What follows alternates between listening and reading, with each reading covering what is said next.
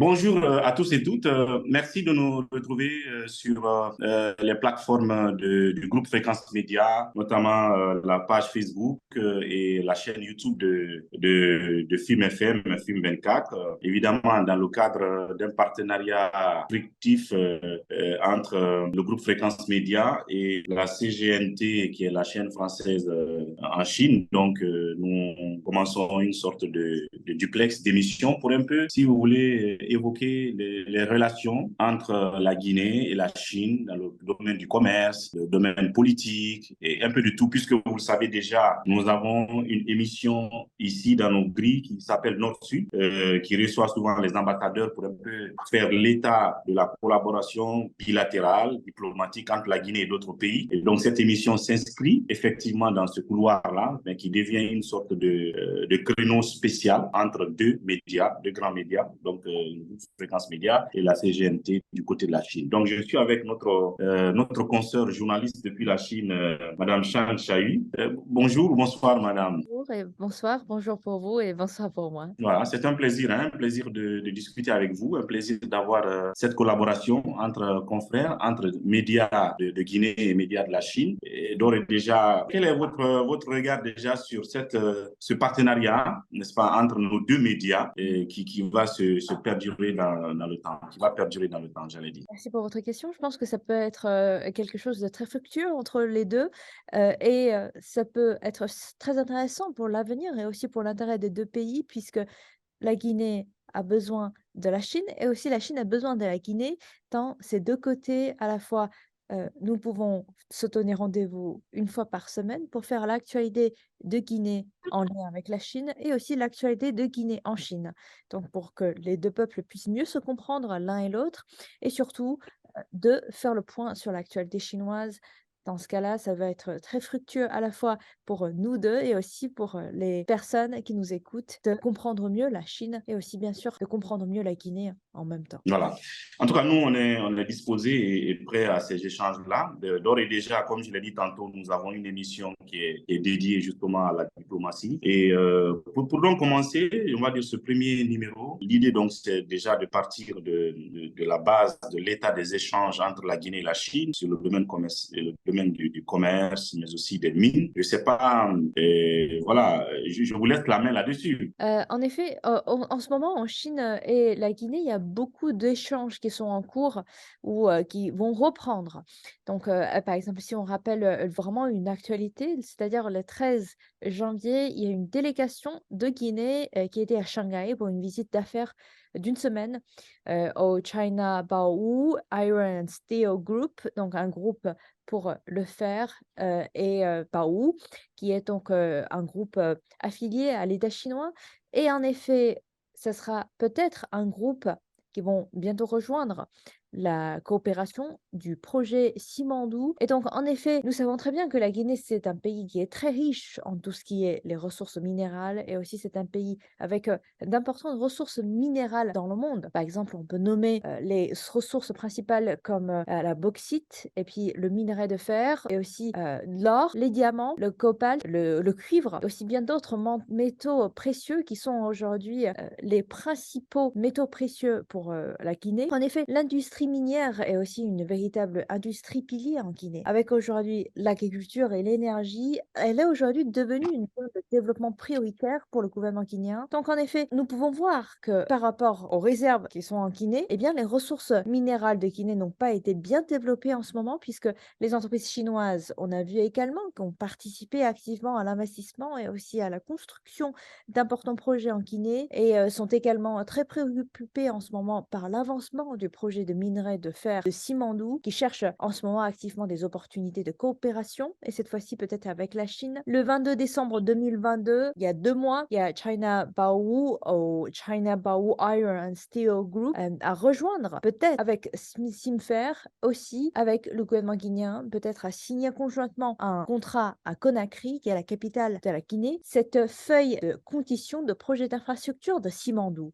Donc c'est une nouvelle pour ce groupe et aussi aussi, c'est une nouvelle pour la Guinée. Donc, en effet, nous pouvons voir que ce projet porte sur le développement global du projet de Simandou. Et en effet, il s'agit de l'investissement et aussi de développement conjoint d'infrastructures telles que les chemins de fer et aussi les ports. Donc, nous pouvons voir qu'en Chine, en ce moment, il y a cette tendance d'aller investir, d'aller coopérer avec la Guinée pour que le pays puisse mieux exploiter ses ressources de minerais. Et en même temps, on rappelle que la visite de la délégation gouvernementale guinéenne a exprimé un degré élevé de confiance et de soutien aux entreprises chinoises. Donc, selon les informations qui ont été publiées par cette entreprise de fer, Baowu, en Chine, sur la base de la coopération du projet Simandou, eh bien, Baowu continuera également à explorer la coopération avec la Guinée dans ses projets de localisation et aussi dans l'extension de cette chaîne industrielle. En effet, nous avons vu que le développement de mines de fer de Simandou nécessite aujourd'hui la construction d'une voie ferrée de plus de 600 km à travers l'est et l'ouest de la Guinée. Et aussi, bien sûr,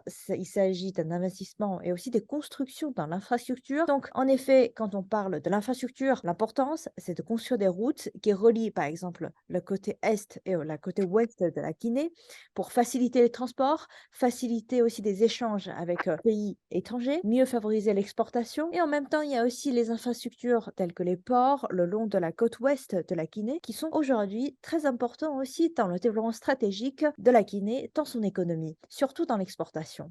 Donc, les entreprises chinoises sont aujourd'hui estimées avoir une riche expérience dans la construction d'infrastructures et aussi les deux parties ont de larges perspectives de coopération dans le futur. Absolument. Donc, en parlant de cette visite et de l'entrée de la société Baosil dans le groupe, est-ce que on va dire que ce déplacement donc de la délégation guinéenne avait un grand enjeu, de sorte que cela permettra d'accélérer la mise en route du projet des minières de fer de Simandou, parce que c'est un projet qui avait beaucoup retardé. Et je sais que les populations locales, par exemple, autour de Simandou, là-bas, à Beila, attendent depuis longtemps que ce projet commence. Donc, les gouvernements successifs n'ont pas pu. Donc, ça veut dire qu'après ce déplacement du 13 janvier passé, avec le ministre directeur de cabinet de la présidence, ça veut dire que le projet va être bientôt lancé. C'est le premier effet de ce voyage, à votre avis. Exactement, je pense que ça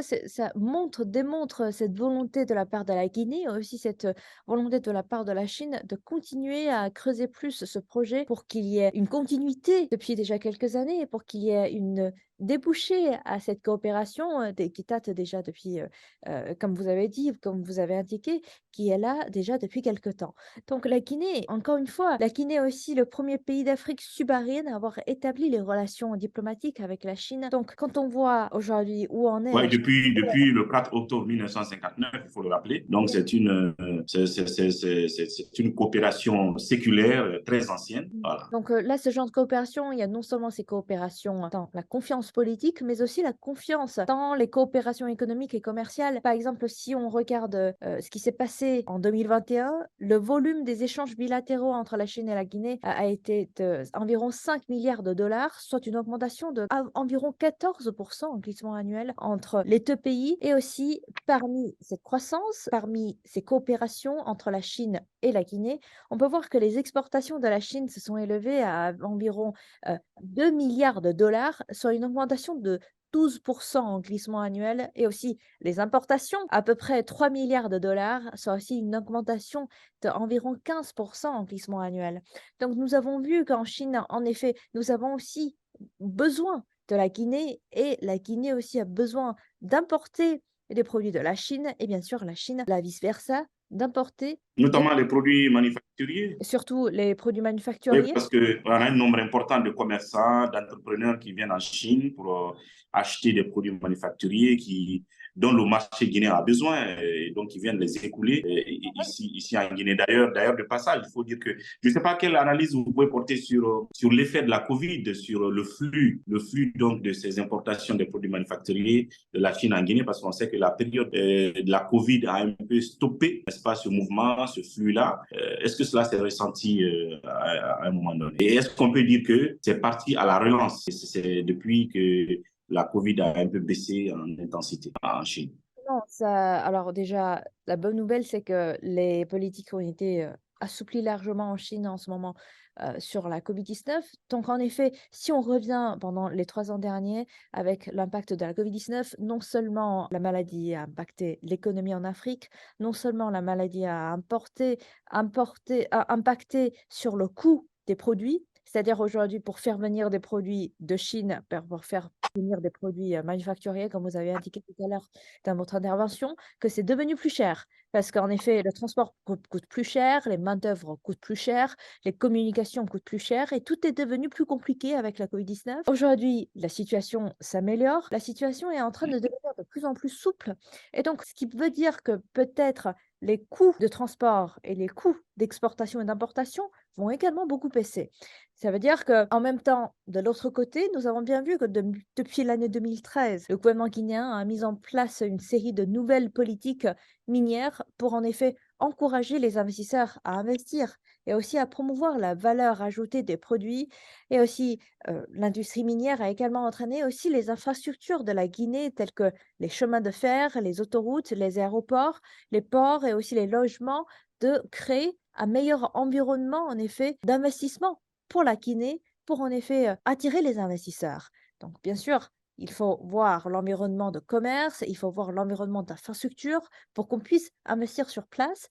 Donc, en même temps, de l'autre côté, la Chine en ce moment optimise les mesures de prévention et de contrôle de l'épidémie de Covid-19. Et donc, les entreprises chinoises saisiront activement les opportunités d'investissement et vont également participer davantage aux investissements et aussi la construction en Guinée et approfondiront davantage la coopération économique et commerciale entre la Chine et la Guinée. Mm.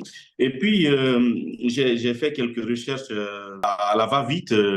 Voilà, il n'y a rien de trop précis, mais je ne sais pas si vous serez en accord avec moi sur certaines données. Là, on parle par exemple de l'évolution du commerce extérieur en octobre, par exemple, pour la Guinée. Dans le cadre de la bauxite, par exemple, il est dit que les expéditions, par exemple, au mois d'octobre 2022, ont atteint 1164,4 milliards de francs guinéens contre 683,8 milliards au mois précédent, donc de 2022, et soit un accroissement de 70,3% estimé à 34,5% au niveau global. Et donc, cette bauxite est principalement orientée vers la Chine à 70,9%. Ça veut dire qu'en effet, la Chine est aussi un grand pays importateur des produits guinéens. De bauxite, ouais, Exactement, notamment. notamment. Donc, on peut voir, hein, en fait, la Guinée, c'est un grand potentiel tant et aussi les grandes, on peut dire des prédispositions, tant l'exploitation de ses ressources en ce moment.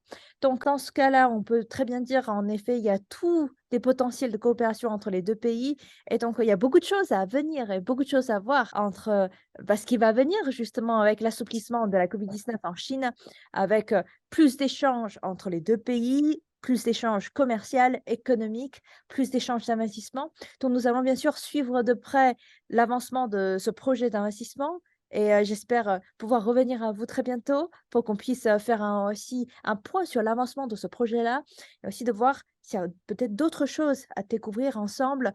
Et n'hésitez pas aussi à proposer à votre public, les internautes qui vous suivent sur Internet, si eux, ils ont des questions, si eux, ils souhaitent savoir plus sur la Chine, n'hésitez pas à revenir vers nous, tous les deux, pour qu'on puisse organiser ce genre de discussion, soit en live, soit préenregistré comme cette fois-ci, et comme ça, et qu'il y a plus d'opportunités d'échange entre nous deux. Absolument, avec plaisir. Comme vous l'avez vu, c'était juste une sorte d'introduction à cet exercice qu'on aura de façon hebdomadaire. Il y a beaucoup de questions, hein, n'est-ce pas? Le poids des échanges commerciaux entre la Guinée et la Chine sur l'économie guinéenne, les entreprises chinoises dans le secteur minier à Bokeh notamment. Il y a la société minière de Bokeh qui est une société chinoise. Et puis vous avez maintenant le Simandou où il y a les sociétés minières chinoises qui sont impliquées. Mais aussi dans le secteur de la pêche, n'est-ce pas? Il y a des sociétés chinoises qui sont là.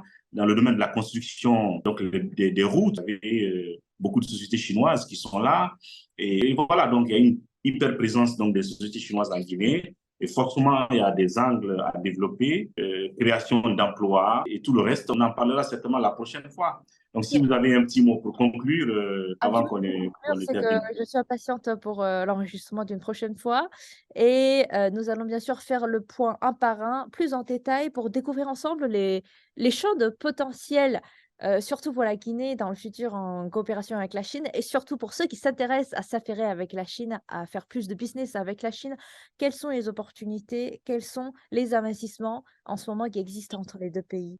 Absolument. Au-delà de tous les préjugés que l'on peut entendre, si là, bien entendu. Merci à vous Allez, et merci, à très bientôt. à très bientôt. Merci.